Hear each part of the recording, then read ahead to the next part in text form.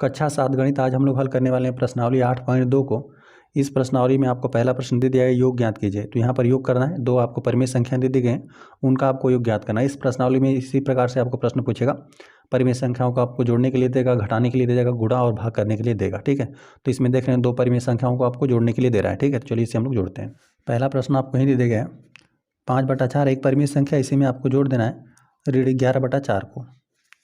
इसके लिए आपको क्या कर देना है, जब भी दो परिमेय संख्याओं को जोड़े घटाएंगे तो इस प्रकार से आप ध्यान में रखेंगे कि उसका हर बराबर होना चाहिए। ठीक है, फिर जो भी अंश में यदि योग करना रहेगा, मतलब प्लस का चिन्ह रहेगा तो हम लोग जोड़ देंगे, और घटाना का चिन्ह रहेगा तो घटा देंगे। तो इसमें तो आपको योग ही करना है। यहाँ पर चूंकि विपरीत चिन्ह है, एक देख रहे हैं ये संख्या धनात्मक है और ये संख्या ऋणात्मक है, तो अंतर ही हो जाएगा, जोड़ेंगे भी तो आपस में घट ही जाएंगे। ठीक है, चलिए हम लोग घटाते हैं इसको। यहाँ पे जोड़ना है चूँकि घट ही जाएगा क्योंकि दोनों का चिन्ह चेंज है। यहाँ पे 5/4 है, 5/4 है, और यहाँ पे चिन्हों का आपको गुणा आना चाहिए कि जब भी दो ऋण संख्याएं रहती हैं, मतलब चिन्हों का यदि हम लोग गुणा कर देते हैं, ऋण में ऋण का गुणा कर देते हैं। यहाँ पे एक बार हम बता देते हैं, यदि प्लस में जब प्लस में प्लस चिन्ह का गुणा होता है तो अब तब आपको प्लस ही मिलता है, और यदि एक धनात्मक हो गया और एक यदि ऋणात्मक हो गया, इन चिन्हों का गुणा होगा तो आपको ऋणात्मक चिन्ह मिलेगा। या फिर जो भी संख्याएं रहेंगी, या फिर दो चिन्ह आपको साथ में आ गए, जैसे यहाँ पर देख रहे हैं कि धन और ऋण आ गया। ठीक है, तो इसका हम लोग गुणा कर लेंगे, धन और ऋण का गुणा कर देंगे तो ऋण आपको प्राप्त हो जाएगा। और यहाँ पे यदि ऋण है और यहाँ पर धन है, इन चिन्हों का आपस में गुणा होगा तो आपको ऋणात्मक की संख्या मिलेगी। ठीक है, अब चलिए यहाँ पर हम लोग एक ऋण का दोनों गुणा कर लेते हैं। ऋण में ऋण का गुणा कर देंगे तो एक धनात्मक की संख्या आपको मिलेगी, है ना। उसी प्रकार देखिए यहाँ पर धन चिन्ह है और यहाँ पर ऋण चिन्ह है, आप गुणा कर देंगे ना तो धन और ऋण का, तो आपको ऋणात्मक की संख्या मिलेगी। चलिए यहाँ पर अंतर ही हो जाएगा, यहाँ पे ऋण हो गया, 11/4 लिख दिया। आप देख रहे हैं कि हर समान है। अब हर जब भी समान रहे तो अंश में यदि प्लस है तो जोड़ दीजिए और ऋण है तो घटा दीजिए, तो यहाँ पर अंतर ही हो जाएगा क्योंकि दोनों का चिन्ह चेंज है। अब देख रहे हैं हर समान है, यहाँ पर इसको सिंपल हर में नोट कर दीजिए। अंश में यहाँ पर 5 है और यहाँ पर ऋण है और यहाँ पर 11। ठीक है, हम लोग घटा देते हैं, विपरीत चिन्ह घट जाएगा। यहाँ पे ऋणात्मक वाली संख्या का मान अधिक है ना, तो यहाँ पे 6 5 11 6 बचेगा, लेकिन वो भी ऋणात्मक का क्योंकि इसी का वैल्यू अधिक था। तो यहाँ पे ऋण 6 बटा यहाँ पे आपको 4 बचा। अब यहाँ पर हम लोग देख रहे हैं कि अंश और हर ना 2 से विभाजित है, तो 2 से हम लोग भाग दे लेते हैं। यहाँ पे 2 तिहाई 6 हो जाएगा, 2 तिहाई 6 हो जाएगा, और 2 दूना 4 हो गया। अंश और हर को हमने 2 से विभाजित कर दिया। ठीक है, तो यही आपको मिला। इसको हल करने पर आपको ऋण 3 बटा आपको 2 प्राप्त हो रहा है। ठीक है, इसको बाकी हमने हल करके भी आपको दिखा दिया। सेकेंड वाले प्रश्न में दो परिमेय संख्याएं 5/3 और 3/5 आपको दिया हुआ है। ठीक है, इनको हम लोग नोट करते हैं। 5/3 और प्लस 3/5, इन दोनों परिमेय संख्याओं को आपको जोड़ देना है। यहाँ पे देख रहे हैं हर समान नहीं है तो अभी हम लोग नहीं जोड़ सकते, पहले आप हर समान करेंगे। तो इन दोनों का लसा हो जाएगा 15। तो यहाँ पर हम लोग हर में 15 करने का प्रयास करते हैं। हर में यहाँ पर 15 करने के लिए अंश और हर में आपको 5 से गुणा करना पड़ेगा। ठीक है, यहाँ पे लिख देते हैं 5 गुणते 5 हो जाएगा, अंश में 5 से गुणा कर दीजिए और 3 में भी 5 से गुणा कर दीजिए, और प्लस यहाँ पर यदि हर आप बराबर करना चाहते हैं तो आपको यहाँ पे 3 से गुणा करना पड़ेगा। 3 से अंश में भी कर देंगे, हर में भी गुणा कर देंगे। हमने इसीलिए यहाँ पर इस परिमेय संख्या में 3 से हमने अंश और हर में इसीलिए गुणा किया ताकि हर में यहाँ पर 15 हो जाए, और यहाँ पर भी हमने 5 से अंश और हर में इस बात को ध्यान में रखते हुए किया गुणा कि ताकि यहाँ पर हर 15 हो जाए। ठीक है, हर को बराबर करने के लिए जिस भी संख्या का आप गुणा करेंगे ना उसको अंश में भी गुणा करेंगे, ऐसा नहीं कि सिर्फ हर में गुणा कर देंगे। ठीक है, यहाँ पर जैसे 5 से हमें गुणा करना था ताकि आपका जो परिमेय संख्या रहे वह बैलेंस में रहे। ठीक है, इसका समतुल्य हम लोग लिख रहे हैं। अब यहाँ पर देखिए 5 का 5 में गुणा कर देंगे 25 हो जाएगा, 5 तिहाई 15 हो गया, और प्लस 3 में 3 का गुणा कर देंगे 3 तिहाई 9 हो जाएगा, अंश में 9 हो गया, 5 तिहाई 15 हो गया। अब देख रहे हैं हर बराबर आ गया, तो हम लोग इसको आसानी से जोड़ लेंगे। अब हर में सिंपल आप 15 लिख दीजिए और इन दोनों को जो भी अंश में ही जोड़ दीजिए। ठीक है, क्योंकि दोनों संख्याएं आपस में धनात्मक है, तो यहाँ पर जोड़ देंगे। तो यहाँ पे 25 में यहाँ पे 9 जोड़ देंगे तो आपको 34 मिलेगा। 34 बटा यहाँ पे 15 मिला। अंश और किसी संख्या से विभाजित नहीं हो रहा है। ठीक है, तो यही इनका आपको योगफल प्राप्त हुआ। ठीक है, चलिए एक बार यहाँ पर भी हम लोग लिख देते हैं इसे, 34 बटा आपको 15 प्राप्त हुआ। थर्ड वाले प्रश्न में आपको दे देगा ऋण 9/10 है और 22/15। इसे हम लोग नोट करते हैं। ऋण 9/10 और प्लस यहाँ पे 22/15 है। अब यहाँ पर आप हर बराबर करना चाहते हैं ना, तो यहाँ पर इन दोनों संख्याओं का 10 और 15 का लघुत्तम समापवर्ग वो क्या हो जाएगा, 30 हो जाएगा। तो आपको अंश और हर को 30 कर देना है। ठीक है, चलिए यहाँ पर एक बार ज्ञात करके हम दिखा देते हैं आपको। यहाँ पे 10, 15 है, संख्याएँ 2 से विभाजित है, ये 15 है, 2 5 10 हो जाएगा। 15 को इसी प्रकार से नोट कर देंगे। अब संख्या 3 से विभाजित है तो 5 को इसी प्रकार से रहने देंगे, 5 तिहाई 15 हो जाए। तो यहाँ पर 5 इसी प्रकार से हो गया, यहाँ पे 3 5 है 15, 5 बार में विभाजित हो गया 15।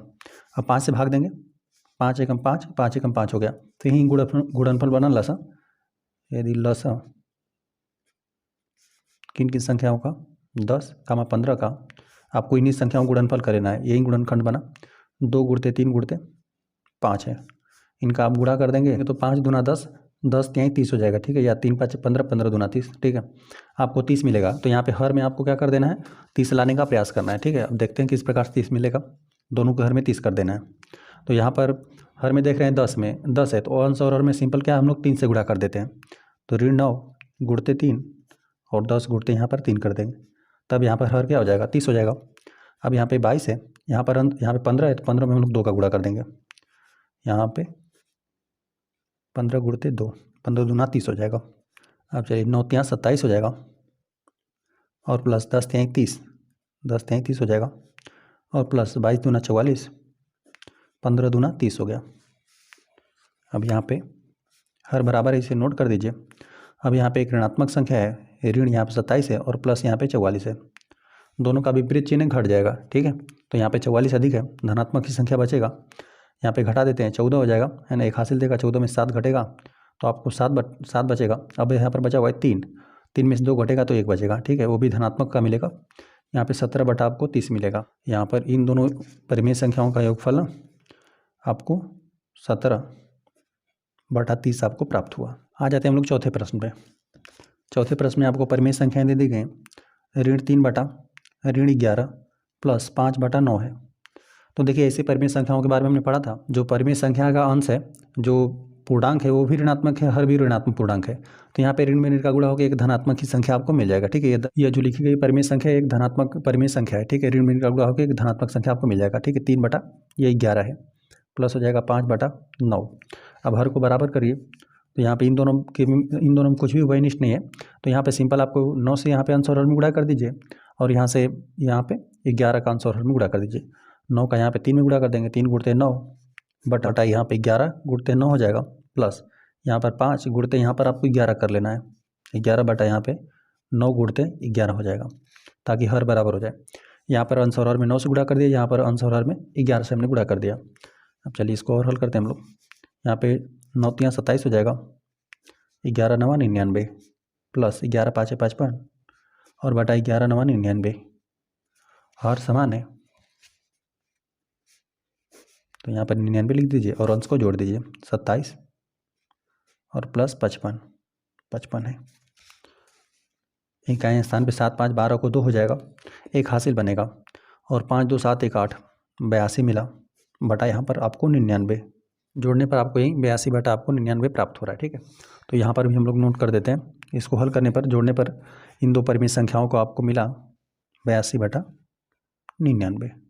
आ जाते हैं पाँचवें प्रश्न। पाँचवा परिमेय संख्याएं 2 दे दी गई हैं, ऋण 8 बटा 19 है और ऋण यहाँ पे 2 बटा यहाँ पे 57 है, ठीक है।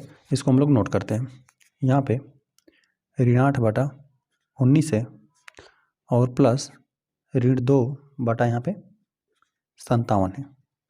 अब चलिए हर को हम लोग बराबर कर लेते हैं यहाँ पे। तो यहाँ पे देखिए 57 है ना, जो कि 19 के पहाड़े में आता है, तो इन दोनों संख्याओं का लघुत्तम समापवर्त क्या हो जाएगा, वो संख्या हो जाएगी यहाँ पे 57। मतलब लघुत्तम समापवर्त का मतलब होता है कि एक ऐसी संख्या लिखिए जो इसका भी गुणज हो, यहाँ पे इन दोनों संख्याओं का गुणज हो। तो मतलब यहाँ पे 57 के गुणज में मतलब इसका गुणा करके लिखेंगे 1 से 2 से, तो यहाँ पर 57 भी मिलेगा आपको, और 19 के पहाड़े में यहाँ पर आपको 57 भी मिलेगा। तो इन दोनों संख्याओं का लघुत्तम समापवर्त 57 ही है, ठीक है। तो हर को 57 करने का प्रयास करिए। तो यहाँ पर बस आप सिंपल आपको 3 से गुणा कर देना है, 19 यहाँ 57 होता है। तो यहाँ पे ऋण 8, इसमें यहाँ पर अंश और हर में गुणा करने का कोई आवश्यकता नहीं है, ठीक है। यहाँ पे 3 का भी सिर्फ हम लोग इसी परिमेय संख्या में गुणा कर देंगे, 19 गुणते 3 और प्लस यहाँ पे ऋण 2 बटा यहाँ पे 57 है ना। यहाँ पे 8 3 24 हो जाएगा, ऋण 24 और बटा 19 3 57 हो जाएगा। और यहाँ पर हमने आपको बताया कि धन और ऋण इन दो चिन्हों का गुणा होकर ऋणात्मक ही आपको प्राप्त होगा। यह संख्या ऋणात्मक हो गई, ऋण 2 बटा यहाँ पे 57। चिन्हों का गुणा करने हमने बताया कि धन और ऋण का गुणा करेंगे तो आपको ऋण प्राप्त होगा। यदि आप 2 धनात्मक या 2 ऋणात्मक का गुणा कर देंगे तो धनात्मक आपको मिलेगा, लेकिन चिन्ह विपरीत रहेगा तो हमेशा आपको ऋणात्मक मिलेगा। धन और ऋण का गुणा कर देंगे या ऋण और धन का गुणा कर देंगे तभी आपको हमेशा ऋणात्मक मिलेगा। तो यहाँ पे धन ऋण था, तो यहाँ पे गुणनफल इसका ऋणात्मक प्राप्त होगा। चलिए बस अब यहाँ पे लस इनका 57 हो गया। अब इसको अंश को जोड़ दीजिए, यहाँ पे ऋण 24 और यहाँ पर हो जाएगा ऋण 2। यहाँ पे ऋण आपको मिला, इसमें 2 जुड़ जाएगा क्योंकि दोनों ऋणात्मक ही है, तो यहाँ पे 36 हो गया बटा यहाँ पे 57। अब यहाँ पे अंश और किसी संख्या से विभाजित नहीं है, अतः जो हम लोग का दिया गया था ना, दो परिमेय संख्या ऋण 8/19 और प्लस ऋण 2/57, इनका आपको योगफल ऋण आपको 26/57 प्राप्त हुआ। आ जाते हैं हम लोग छठे वाले प्रश्न में। ऋण 2/3 है और प्लस इसमें 0 जोड़ना है ना। तो यहाँ पर तो सिंपल हो जाएगा, है ना, क्योंकि कोई भी परिमेय संख्या रहेगी यदि आप उसमें जोड़ेंगे तो वही संख्या आपको प्राप्त होगी। ठीक है, यही संख्या आपको प्राप्त हो जाएगा। ऋण 2/3 ही आपको प्राप्त होगा, इन दोनों का योगफल। कोई परिमेय संख्या रहेगी यदि आप उसमें 0 जोड़ देंगे तो वही परिमेय संख्या प्राप्त होगी। आ जाते हैं हम लोग 7वें पे। यहाँ पर आपको दे दिया गया मिश्रित भिन्न करके संख्याएं लिखी गई हैं। तो यहाँ पे ऋण 2 मतलब यहाँ पे ऋण 2 सही 1/3 लिखा गया है, प्लस 4 सही 3/5 लिखा गया है ना। तो पहले हम लोग मिश्रित भिन्न में पहले परिमेय संख्याओं में हम लोग बदलते हैं। तो यहाँ पे इन जो भी पूर्ण रहता है और यहाँ पे हर का गुणा करके अंश को जोड़ दिया जाता है, और हर में जो भी संख्या रहती है उसे नोट कर दिया जाता है। तो यहाँ पे ऋण तो रहेगा ही, बराबर करके लिखते हैं, ऋण तो रहेगा ही। और यहाँ पे 2 3 6, 6 में 1 जोड़ देंगे 7 हो जाएगा, अंश को जोड़ दिया 7 हो गया, हर में क्या है 3, इसको हमने इसी प्रकार से नोट कर दिया। प्लस यहाँ पे इनका आपस में गुणा कर दीजिए, 4 5 20 हो जाएगा, 20 और 20 और 3 23, और हर में जो भी है उसे नोट कर दीजिए। अब यहाँ पे देख रहे हैं हर में यहाँ पे 3 है और हर में यहाँ पर 5 है, तो हम लोग क्या कर देते हैं, हर को बराबर करते हैं। यहाँ पर अंश में हर में 5 से गुणा कर देंगे ताकि हर 15 मिले, क्योंकि इन दोनों का लसा 15 हो जाएगा, तो हर को 15 करने का प्रयास करते हैं। तो यहाँ पे अंश और हर में आपको 5 से गुणा करना पड़ेगा,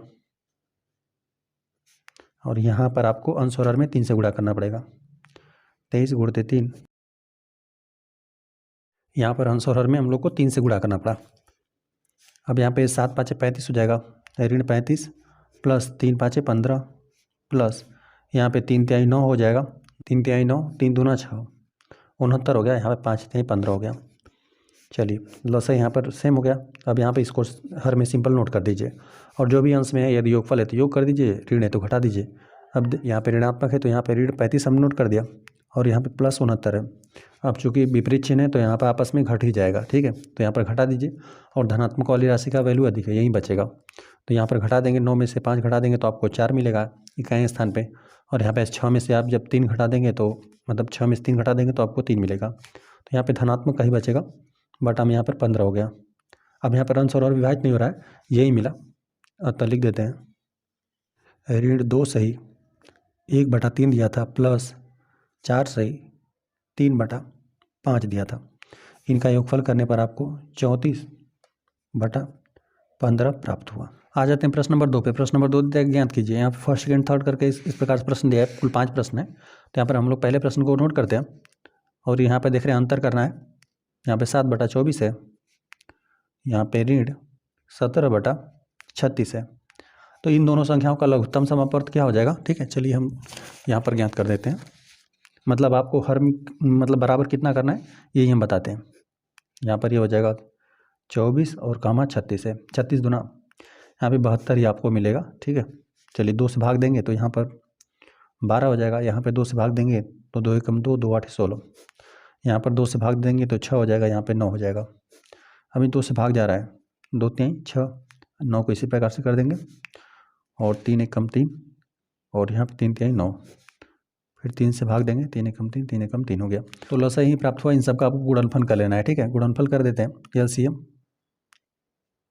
तो एलसीएम हम लिख देते हैं, किसका किसका ज्ञात किया हमने, 24 कामा 36 का।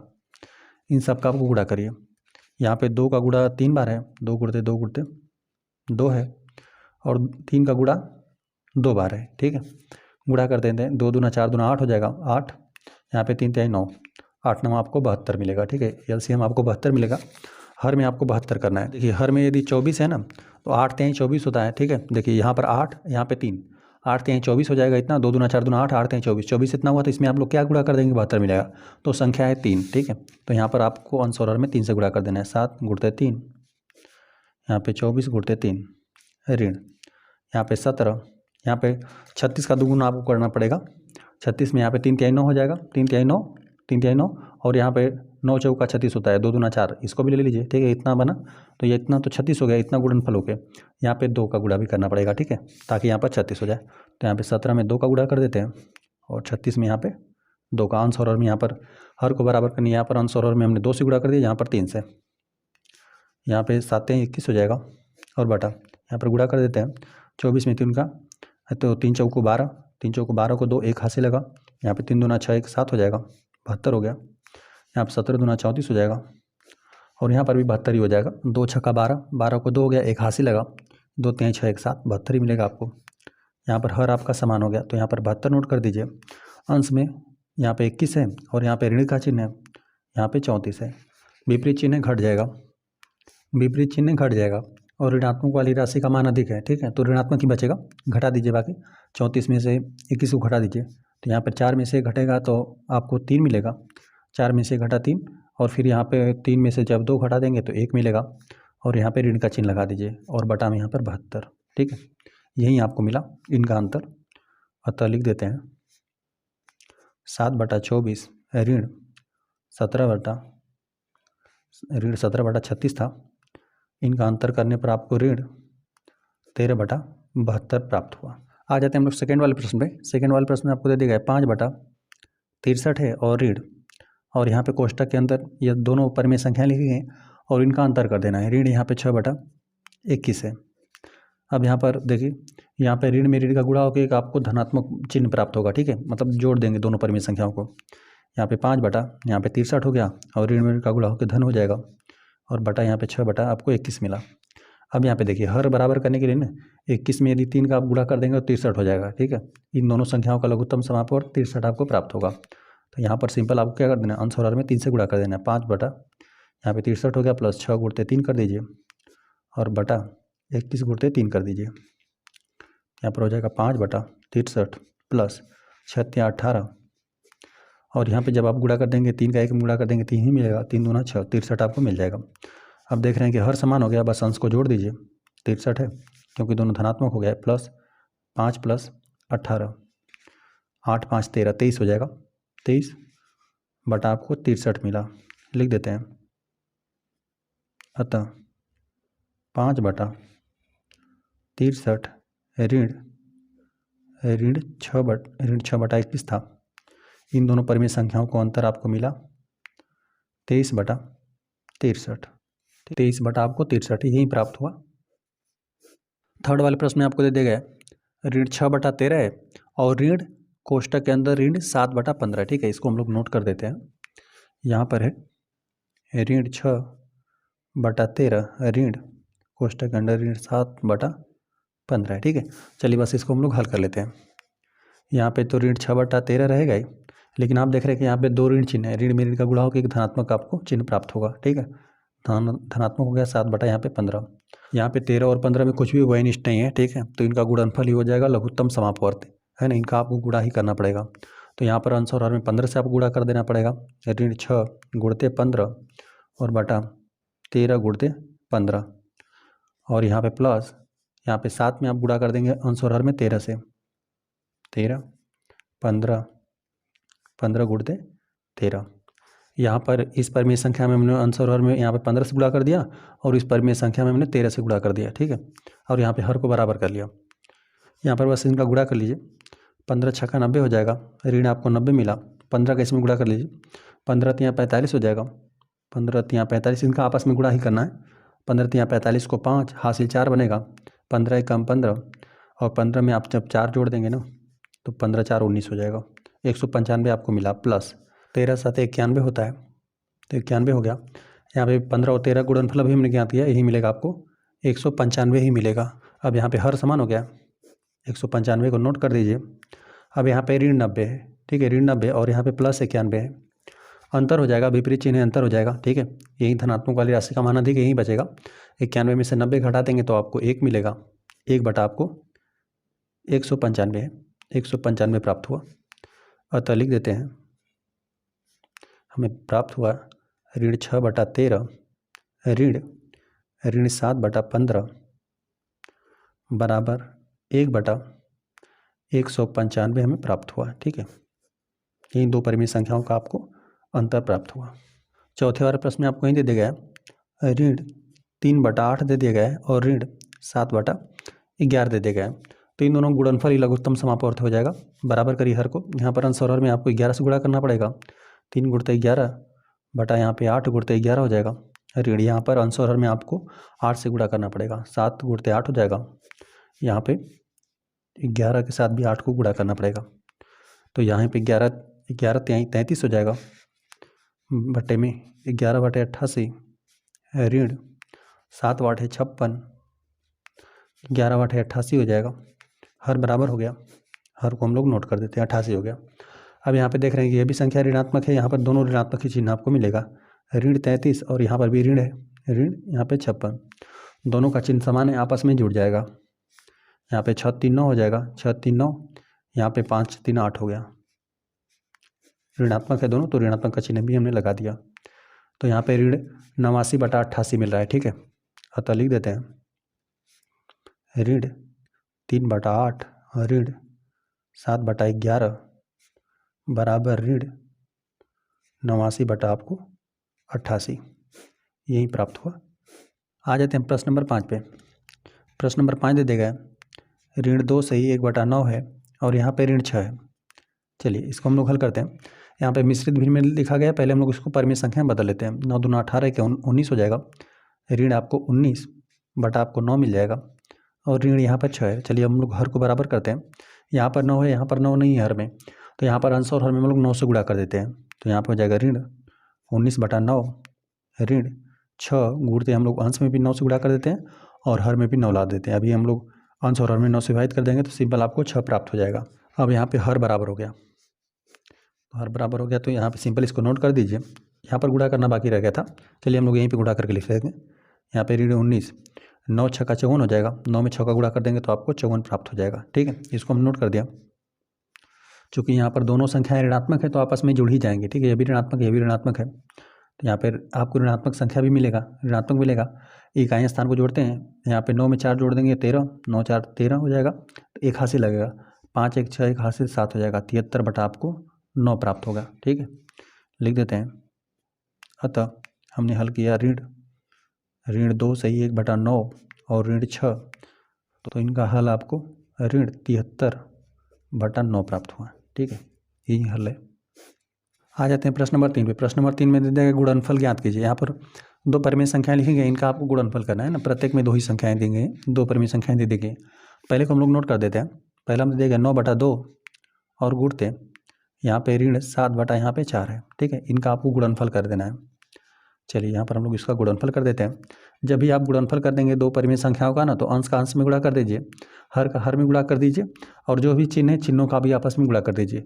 यहाँ पर एक धनात्मक संख्या है और यहाँ पे एक ऋणात्मक परिमेय संख्या है, ठीक है। दोनों का चिन्ह विपरीत है, तो हमने चिन्ह का बताया गुणनफल आपको कि एक धनात्मक संख्या रहेगी, एक ऋणात्मक संख्या रहेगी, तो आपको ऋणात्मक चिन्ह ही मिलेगा, ठीक है। ऋणात्मक परिमेय संख्या ही गुणनफल मिलेगा।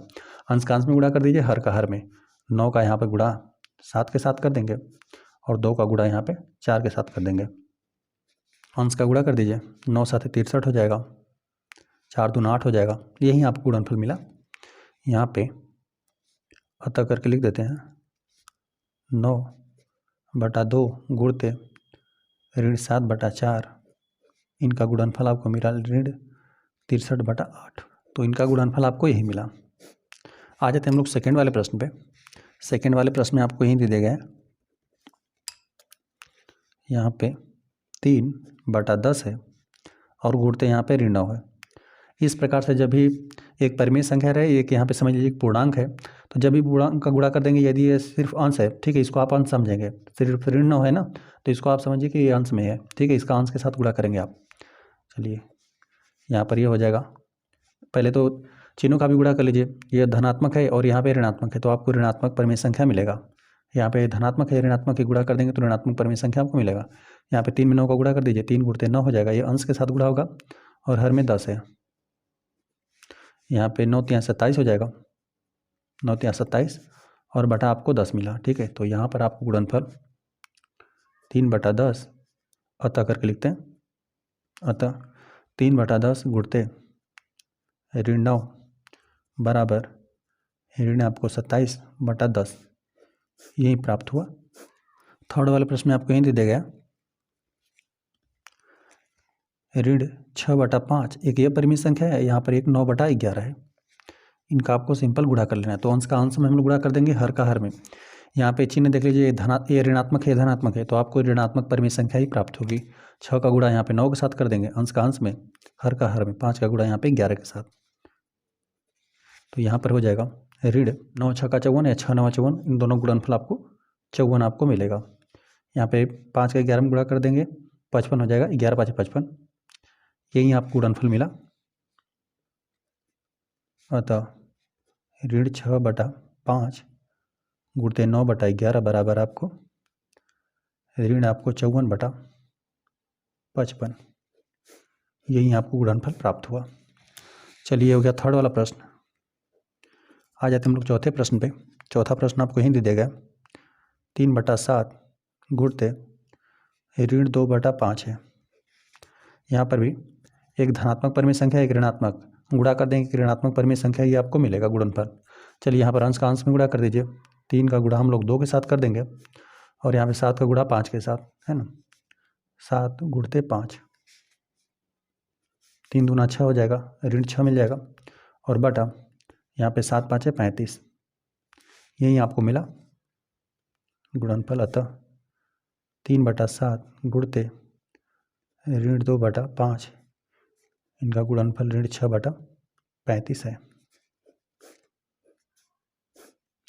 यहाँ पर ये हो गया चौथा प्रश्न। पांचवें प्रश्न में आपको यहीं दे दिए गए दो परिमेय संख्या है, 3/11 गुणते यहाँ पे 2/5 है। दोनों धनात्मक परिमेय संख्या है, आपको गुणनफल भी धनात्मक ही मिलेगा। अंश का अंश में गुणा कर दीजिए, हर का हर में। 3 गुणते 2 हो जाएगा, 11 गुणते 5 हो जाएगा, 3 दूना 6, यहाँ पे 11 5 55। अतः 3/11 गुणते 2/5 बराबर 6 गुणते 55, यही आपको गुणनफल प्राप्त हुआ। आ जाते हैं हम लोग छठे वाले प्रश्न पे। छठे वाले प्रश्न में आपको दे दिया गया दो परिमेय संख्या है, 3/5 है गुणते ऋण 5 बटा यहाँ पर 3 है। अब यहाँ पर जब भी यहाँ पे गुणनफल होगा तो एक धनात्मक परिमेय संख्या ये आपको प्राप्त होगा, क्योंकि यहाँ पर ये भी ऋणात्मक परिमेय संख्या है, ये अभी ऋणात्मक परिमेय संख्या है। ऋण में ऋण का गुणा होगा तो एक धनात्मक परिमेय संख्या ये आपको प्राप्त होगा, ठीक है। या फिर चिन्ह आप धन का लिखिए या फिर नहीं लिखिए, ठीक है। यदि आप कोई चिन्ह नहीं लिखते हैं तो इसका मतलब वो जो भी संख्या है वो धनात्मक है। तो चलिए, अंश का अंश में गुणा कर दीजिए, 3 गुणते यहाँ पर 5 हो जाएगा, और हर में हो जाएगा 5 गुणते 3, 5 गुणते 3 हो गया। तो यहाँ पे अंश और हर में देख रहे हैं, गुणा कर देंगे, 5 3 5 15 हो जाएगा, और यहाँ पे भी 5 3 15, 15 से 15 में भाग देंगे तो एक ही बार में विभाजित हो जाएगा। इनका आपको गुणनफल, आप इन दोनों परिमेय संख्या गुणनफल आपको 1 प्राप्त हुआ, ठीक है। तो 3 बटा ऋण 5 गुणते ऋण 5 बटा 3 बराबर आपको 1 प्राप्त हुआ, धन 1, ठीक है। ये हो गया तीसरा प्रश्न हम लोग का हल हो गया। चौथे प्रश्न में दिया हुआ है ना, निम्नलिखित के मान ज्ञात कीजिए, आपको मान ज्ञात करना है, ठीक है। यहाँ पे कुल 7 प्रश्न दिए हुए हैं। चलिए, इन प्रश्नों को हम लोग हल करते हैं। यहाँ पे लिख देते हैं, हल करने वाले हम लोग चौथे प्रश्न में, चौथे में भी हम लोग पहला हल करेंगे। यहाँ पे दो परिमेय संख्याओं को आपस में भाग करने के लिए दिया हुआ है, ठीक है। या फिर यहाँ पे पूर्ण संख्या भी समझ सकते हैं कि यहाँ पे पूर्ण है ऋण 4, इसमें भाग देना है आपको 2/3 से। तो इसके लिए आपको क्या कर देना है ना, कि भाग को गुणा बदलने के लिए सिंपल आपको इसका व्युत्क्रम कर लेना है, ठीक है। यहाँ पे ऋण 4 हो जाएगा, यहाँ पे भाग का चिन्ह को आप गुणा बदलेंगे तो जो भी परिमेय संख्या है उसका आप व्युत्क्रम कर दीजिए। यहाँ पे 3 बटा यहाँ पे 2 कर दीजिए, ठीक है। जो हर रहेगा वो अंश में चला जाएगा, जो हर है उसको अंश कर दिया, अंश को हमने हर में कर दिया, ठीक है। चलिए, इनका आपस में हम लोग गुणा कर लेते हैं। यहाँ पर ये ऋणात्मक संख्या है, एक धनात्मक, धन और ऋण का गुणा होगा तो एक ऋणात्मक की संख्या आपको मिलेगा। और जो 4 है ना, 4 का गुणा अंश के साथ करेंगे आप, ठीक है। 4 गुणते यहाँ पे 3 हो जाएगा, और बटा यहाँ पे 2 हो गया। चलिए, यहाँ पे 4 3 12, ऋण 12 बटा आपको 2 मिला। यहाँ पे अंश और हर विभाजित है, ठीक है। 2 6 का 12, 6 12 में विभाजित हो जाएगा, ठीक है। भागफल आपको 6 मिलेगा, 12 में 6 से भाग देंगे, मतलब 12 में 2 से भाग देंगे, आपको 6 मिल जाएगा। चलिए, तो यहाँ पर आपको मिला, लिख देते हैं, अतः ऋण 4 भागा 2/3 आपको मिला ऋण 6 प्राप्त हुआ, ठीक है। यही आपको भागफल प्राप्त हुआ। ये हो गया फर्स्ट प्रश्न। आ जाते हम लोग सेकंड पे। सेकंड में आपको दे दिया गया ऋण 3/5 है, इसमें भाग देना है 2 से, ठीक है। 2 से भाग देना है, तो यहाँ पे लिखते हैं ऋण 3/5। हमने भाग को बताया गुणा बदलने के लिए जो भी संख्या लिखी गई उसका व्युत्क्रम कर देना है। तो 2 का व्युत्क्रम क्या हो जाएगा, 1/2, अंश का अंश में गुणा कर दीजिए। यहाँ पर ये भी एक धनात्मक संख्या है और भाग जो भी दे रहे हैं 2 से भाग दे रहे हैं, तो यहाँ पे ऋणात्मक और धनात्मक का गुणा होकर आपको ऋणात्मक की परिमेय संख्या प्राप्त होगा। 3 का गुणा 1 के साथ कर देंगे, 3 गुणते 1 हो जाएगा, और यहाँ 5 का 2 के साथ 5 गुणते 2। यहाँ पे 3 एकम 3, ऋण 3 और बटा 5 दूना 10 मिल जाएगा।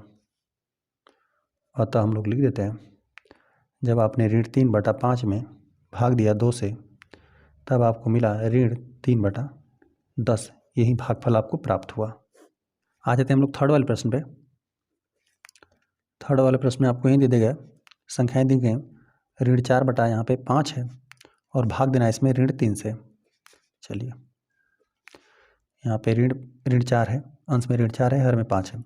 भाग को हमने गुणा में बदलने के लिए बताया कि जो भी संख्या लिखेगा उसका आप व्युत्क्रम कर दीजिए। तो यहाँ पे 1 बटा यहाँ पे ऋण 3 हो जाएगा।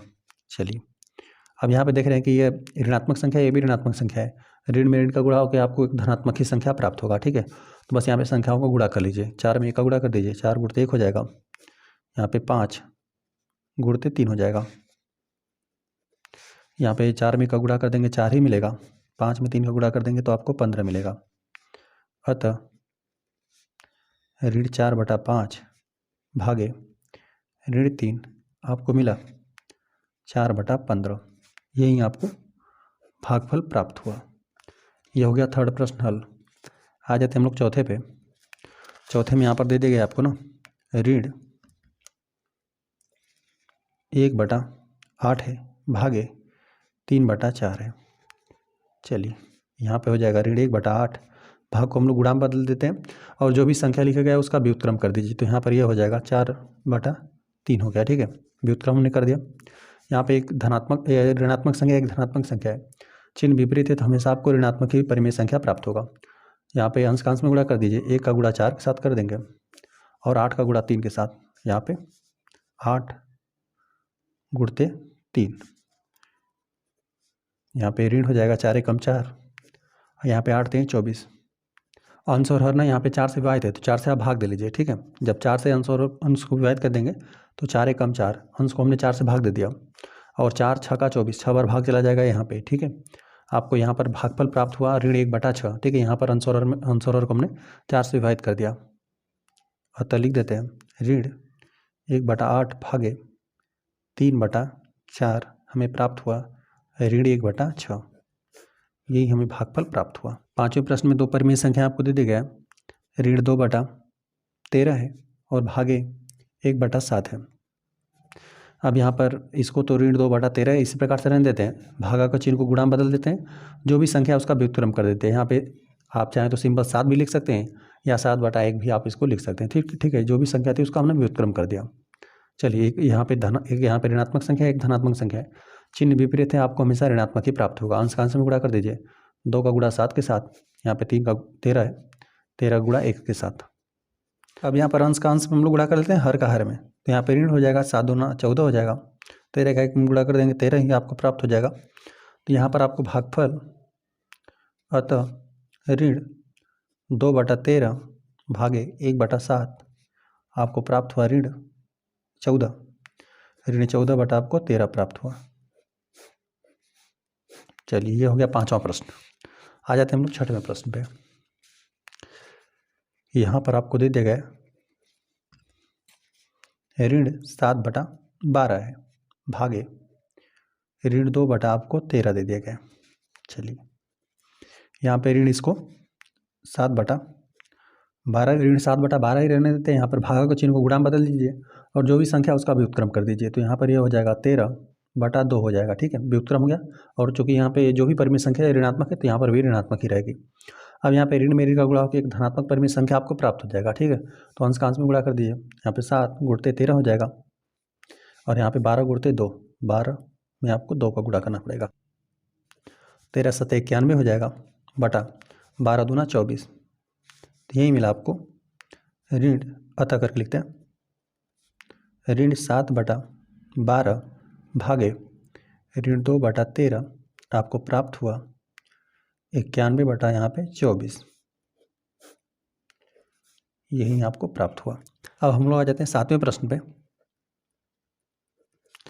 7वें प्रश्न में आपको परिमेय संख्या दे दी गई है 3/13 है, इसमें भाग देना है हम लोग को ऋण 4 यहाँ पे 65 से।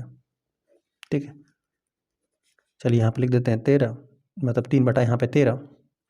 यहाँ पे भागक चिन्ह को हम लोग गुणाम बदल देते हैं और जो भी संख्या दे दी गई है, जो भी परिमेय संख्या उसका हम लोग व्युत्क्रम कर देते हैं। तो यहाँ पर ये हो जाएगा ऋणात्मक तो रहेगा ही, 65 आपको 4 प्राप्त होगा। यहाँ पे एक धनात्मक परिमेय संख्या है, यहाँ पर ऋणात्मक परिमेय संख्या होगा।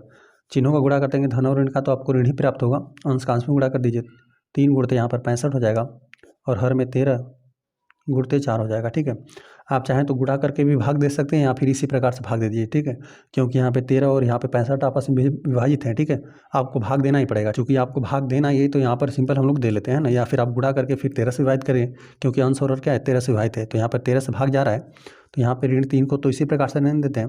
यहाँ पे 13 5 65 हो जाएगा, 5 बार विभाजित हो जाएगा 65। ठीक है, और यहाँ पे गुणते 4। ठीक है, 13 से हमने यहाँ पर 65 को विभाजित कर दिया, जो कि यहाँ पर 5 बार विभाजित हो गया। ठीक है, तो 3 ओम बचेगा, अंश में 3 बचा, 4 बचा, और यहाँ पे 13 5 65, यहाँ पर 5 बचा। ठीक है, अब यहाँ पर 3 5 15 हो जाएगा, ऋण आपको 15 मिलेगा और हर में आपको 4 मिलेगा। अतः हम लोग लिख देते हैं, अतः 3/13 भागे ऋण 4/65 आपको प्राप्त हुआ ऋण 15/4। यही आपको भागफल प्राप्त हुआ। चलिए, इस प्रश्नावली में कुल 4 ही प्रश्न थे, चारों प्रश्न हल हो गए। वीडियो पसंद आए तो वीडियो को एक लाइक कर दीजिए। यदि चैनल पर नए हैं तो कृपया चैनल को सब्सक्राइब कर दीजिए।